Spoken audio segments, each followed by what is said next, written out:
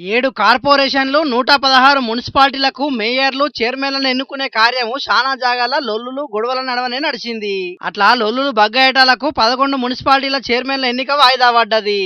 ఇక కడమ వాటిల్లా నారాయణపేట బైన్సా మున్సిపాలిటీలు 2 మాత్రమే పువ్వు పార్టీ దక్కించుకుంటే ఎంఐఎం పార్టీకి 1 దక్కింది. గద్వాల జిల్లా వడ్డేపల్లి మున్సిపల్ పీఠాన్ని ఆల్ ఇండియా ఫార్వర్డ్ బ్లాక్ కైవసం చేసుకున్నది. ఇక కారు పార్టీ 17 మున్సిపాలిటీలను దక్కించుకున్నది. మిగిలిన వాటిల్లా కొన్ని జాగాల స్వతంత్రులు మున్సిపల్ చైర్మన్ పీఠం మీద కూర్చుంటే కడమై కాంగ్రెస్ పార్టీ వశమైనాయి. ఇక 7 కార్పొరేషన్లల్లా Ramagundam, Mahabub Nagar, Mancherial, నల్గొండలను Congress party దక్కించుకున్నది.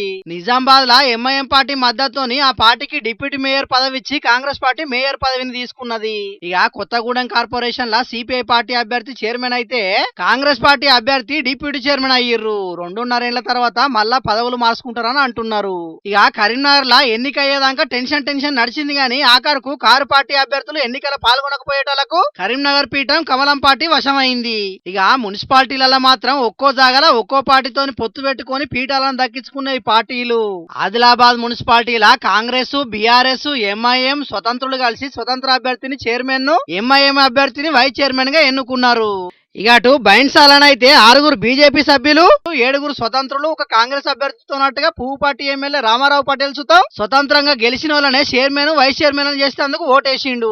Isnapur మున్సిపాలిటీల ex officio ఓటేసి మరి కారు పార్టీ అభ్యర్థి చైర్మన్ అయితే సాయం చేసిండు ఎంపీ రఘునందన్ రావు సారు. ఇక అటు మేడ్చల్ జిల్లా ఇల్లంపేట మున్సిపాలిటీల బీఆర్ఎస్ అభ్యర్థి చైర్మన్, పువ్వు పార్టీ అభ్యర్థి వైస్ చైర్మన్ అయితే ఎక్స్ అఫీషియో ఓటేసిండు ఎంపీ ఈటల రాజేందర్ అన్న. అట్లనే రాయికల్, జమ్మికుంటల సుతం కారు పార్టీకి మద్దతు ఇచ్చింది పువ్వు పార్టీ. జిన్నారం, ఎల్లంపేటలో మాత్రం కారు పార్టీకి మద్దతు ఇచ్చినందుకు వైస్ చైర్మన్ పదవులను తీసుకున్నది.